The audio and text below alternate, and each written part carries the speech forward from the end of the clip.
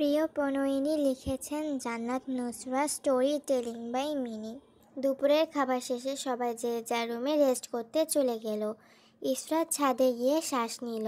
মুক্ত বাতাসে শ্বাস নিয়ে নিজেকে কেমন মুক্ত মুক্ত লাগছে। ছাদের প্রাচীর ঘেঁষে দাঁড়ালো, কোনো জায়গায় রং উঠে গিয়ে শ্যাওলা পড়ে গিয়েছে। বাড়ির ছাদ থেকে ফসলের জমি দেখা যায়। ফসলের জমি খালি পড়ে আছে। পিছন থেকে কারোর পায়ের শব্দ শুনে ঘাড় ঘুরিয়ে পিছনে তাকালো ইসরাত। জাইনের হাতে সিগারেট আর লাইটার দেখে চুপচাপ পাশ কাটিয়ে চলে যেতে চাইলো, কিন্তু তার সম্ভব হলো না। ডিস্টার্ব করলাম? না ভাই, ডিস্টার্ব কেন করবেন? না, মনে হলো আমি আসতেই তুমি চলে যাচ্ছ। তেমন কিছু না, আমি চলে যেতাম আপনি না আসলেও। তোমার সাথে তো কথা হয়নি, তোমার বিষয়ে বলো। হা হয়ে তাকালো ইসরাত। নিজের বিষয়ে কি বলবে? কোনো প্রশ্ন না করলে। ইসরাতকে চুপ থাকতে দেখে জাইন জিজ্ঞেস করলো, এবার কোন ক্লাসে? ডিপ্লোমা করছি। ভালো। কি নিয়ে ডিপ্লোমা করছো? আর সেমিস্টার কত? ফ্যাশন ডিজাইনিং, 60 নং সেমিস্টার শেষ করব এবার, আর কিছুদিন পর পরীক্ষা। নিশ্চুপ পরিবেশ, দুজন মানবী নিঃশ্বাসের শব্দ শোনা যাচ্ছে। ইসরাত জাইনকে স্পেস দিয়ে নিচে চলে গেল। তার জন্য বেচারা সিগারেট খেতে পারবে না, এটা তো সে মেনে নিতে পারে না। জায়ান নিচতলা থেকে চিৎকার করে সবাইকে ডাকছে ফুচকা খাওয়াতে নিয়ে যাওয়ার জন্য। রেস্টুরেন্টে যাবে, সবাইকে রেডি হতে বলছে। ইসরাত যাওয়ার জন্য অমত প্রকাশ করলো। জায়ান কাউকে ছাড়ার পাত্র না, বগল দাবা করে সবাইকে নিয়ে যাবে। চিন্তা করেছে একবার এখন সবাইকে নিয়ে এই বাড়ির বাহিরে পা রাখবে। জাইন, তুমিও আমাদের সাথে জয়েন করো। এই সকল আনহেলদি খাবার আমি খাই না, তুই জানিস না? তোরা যা গিয়ে এনজয় করে আয়। কিছুটা ন্যাকামি করে ডাকলো অনিকা। ভাইয়া। ইসরাত মুখ বিকৃত করলো। এ আবার নতুন নাটক শুরু করেছে। চোখের পাতা ফেলতে ফেলতে বলল, আসো না আমাদের সাথে, অনেক মজা হবে। নুসরাত শান্ত নয়নে দেখলো অনিকাকে, চুপচাপ তাকিয়ে হাঁটা দিল অনিকার উদ্দেশ্যে। অনিকার মুখের কাছে নিজের মুখ নিল। অনিকার কানে কানে বলল, ন্যাকামি করে কথা বলবি না, আরেকদিন এমন করে কথা বলবি এক লাথি দিয়ে কোমর ভেঙে ফেলবো। রেস্টুরেন্টের টেবিলে সবাই গোল হয়ে বসে আছে। জাইনের এক পাশে অনিকা, অন্য পাশে ইসরাত। জাইন মোবাইল স্ক্রল করছে। জাইনের এখানে আসার কোনো ইচ্ছে ছিল না। এসব মেইলি জিনিসে তাকে নিয়ে আসার কি প্রয়োজন ছিল সে বুঝে না। এই জাইনটাও হয়েছে মেয়েদের মতো, ফুচকা আবার ছেলেরা খায় নাকি? চেয়ার থেকে উঠলো জাইন, রেস্টুরেন্টের সামনে করিডোরে গেল। পকেট থেকে গ্যাস লাইট ও সিগারেট বের করলো জাইন। সিগারেট ঠোঁটে গুজে টান দিয়ে ধোয়া নাক মুখ দিয়ে বের করলো। আশেপাশে দেখতে গিয়ে কাচের দেওয়ালের বাইরে চোখ আটকালো ইসরাতের। হৃৎপিণ্ডের বেগ হালকা বাড়ল। গোলাপি ঠোঁটগুলো কেঁপে উঠল। হাত দ্বারা হাতের চিমটি কাটলো নিজেকে। নিজের চোখ সংযত করে ফিরিয়ে আনলো টেবিলের উপর। চোখ নামিয়ে টেবিলের দিকে তাকিয়ে তাকালো। জাইনের মোবাইলে কল আসলো। পকেট থেকে মোবাইল বের করার পর ওয়ালপেপারে ভেসে উঠল লাভ। কল ধরে সিগারেট ঠোঁটে গুজলো। ধোঁয়া বের করে বলল, বলো। আমি আসছি বাংলাদেশে 2-1 সপ্তাহের মধ্যে। ওহ, বলে জাইন ফোন রেখে দিল। এখানে একটা কথা বলে রাখা ভালো, যে বাংলাদেশ এটা হচ্ছে ওখানেই রাখা ছিল, এভাবেই রাখা, তাই আমি এভাবেই বলছি। বাংলাদেশের ঋতুর এখন ঠিক ঠিকানা নেই। গ্রীষ্মকালে এখন বৃষ্টি হয়, আর শীতকালেও বৃষ্টি হয়। আকাশের দিকে তাকিয়ে এ সকল চিন্তা ভাবনা করছিল নুসরাত। সকালে রোদের জন্য মাথা ব্যথা শুরু হয়েছে, আর এখন ঝড়ের সাথে বাতাসের জন্য শীত শীত লাগছে। বাতাস দেওয়ার সাথে সাথে কারেন্ট নিয়েছে। এখানে এই এক সমস্যা, হালকা বাতাসে কারেন্ট চলে যায়। রুম অন্ধকার হয়ে আছে। বিকেলের দিকে সবাই ফুচকা খেতে রেস্টুরেন্টে গিয়েছে। নাজমিন বেগম নুসরাতকে যেতে দেননি পেট ব্যথার জন্য।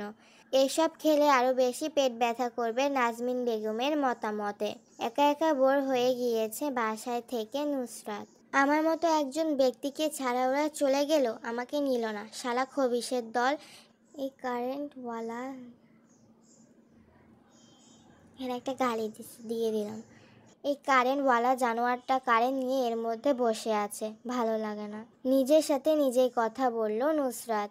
মাঝারি আকারের কাইলি চুলগুলো হাত খোপা করলো। ব্যাগি জিন্স টেনে টেনে পেটের উপর থেকে কিছুটা নিচে নামালো।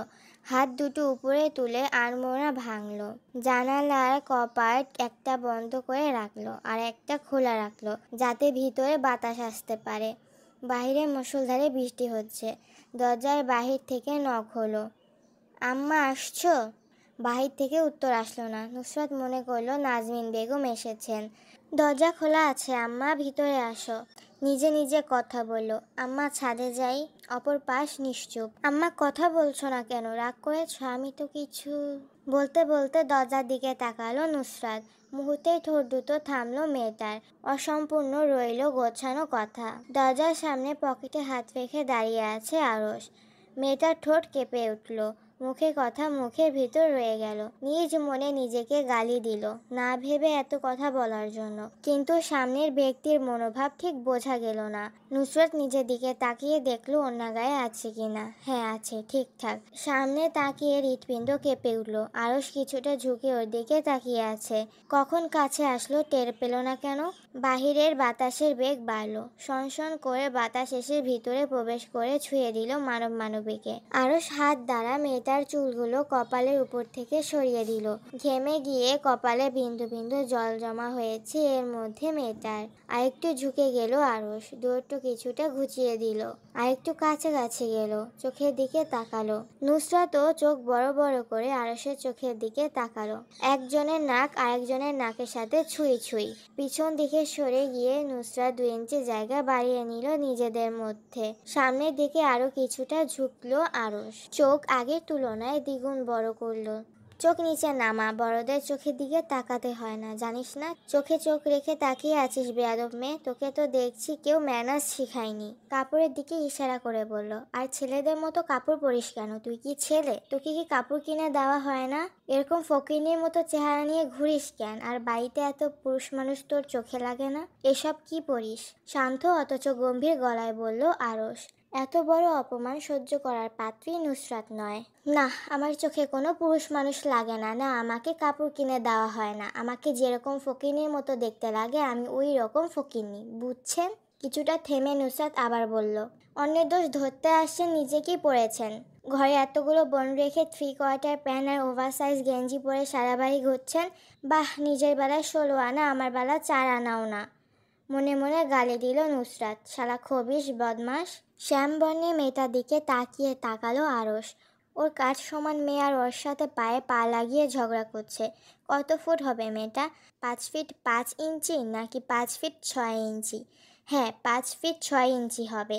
কপালে হালকা টোকা দিয়ে বলল আরশ, এত লম্বা কিভাবে হলি? দেশে যখন আসছিলাম তখন তো ইসরাতে কাঁধের নিচে পড়তি। এখন দেখি ইসরাতের থেকে লম্বা হয়ে গেলি। আর না কুচু হলো কিভাবে? আগে তো বোচা ছিল। ভ্রু নাচিয়ে জিজ্ঞেস করলো আরশ। আরশের আজগুবি কথা শুনে নুসরাতের মাথা গরম হয়ে গেল।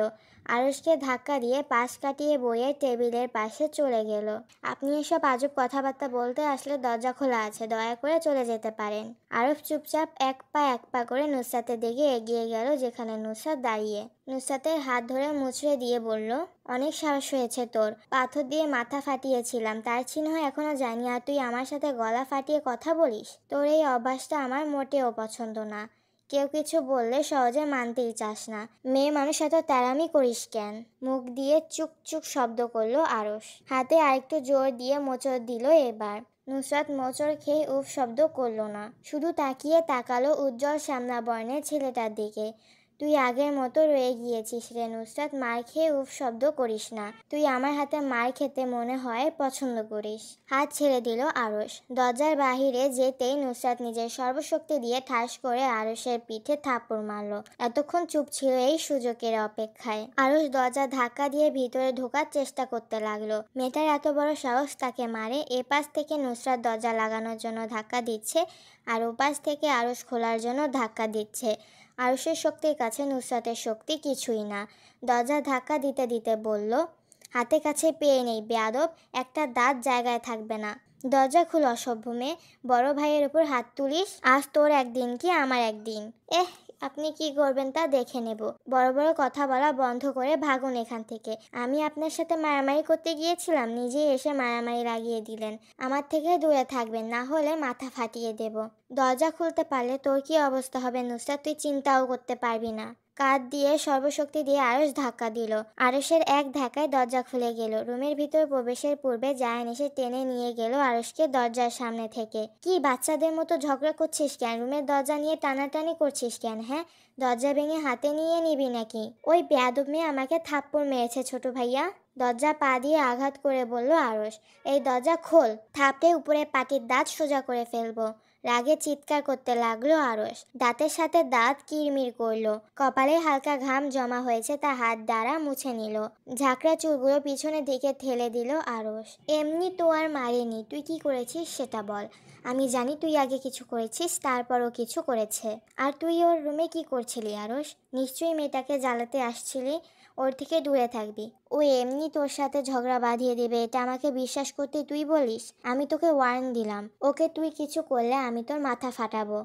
যে যার নিজের রুমে যাও। জায়ানকে নুসরাতের পক্ষপাতিত্ব করতে দেখে রাগে দরজায় লাথি মারলো। ফোঁসফাঁস করে বলল, হাতের কাছে পেয়ে যাই তোকে, তারপর দেখিস তোর কি করি আমি। সাবধানে থাকবি, আমার সামনে পড়বি না। পড়লে তোর কি হয় এক আল্লাহ জানে। আমি তোকে আস্ত রাখবো না। রাগে গজগজ করতে করতে নিজের রুমে চলে গেল আরশ। ইসরাত নীরব দর্শক হয়ে এতক্ষণ এসব দেখছিল। সবাই এখানে হাজির হলেও এক ব্যক্তি এখান থেকে উধাও, দ্য গ্রেট সৈয়দ জাইন হেলাল। নুসরাত রুমের দরজা খোলার পর ইসরাত রুমে ঢুকলো। কি হয়েছে? নিশ্চুপ। নুসরাতকে সময় দিল। ইসরাত জানে সময় হলে নিজে থেকে জানাবে নুসরাত কি হয়েছে আরশের সাথে। চুপচাপ ওয়াশরুমে চলে গেল। বাড়িটা নিস্তব্ধ ছিল। এদের ঝগড়ার পর আরো বেশি নিস্তব্ধ ঘেরে বসেছে। এই পর্যন্ত ছিল প্রিয় প্রণয়িনী পর্ব 5।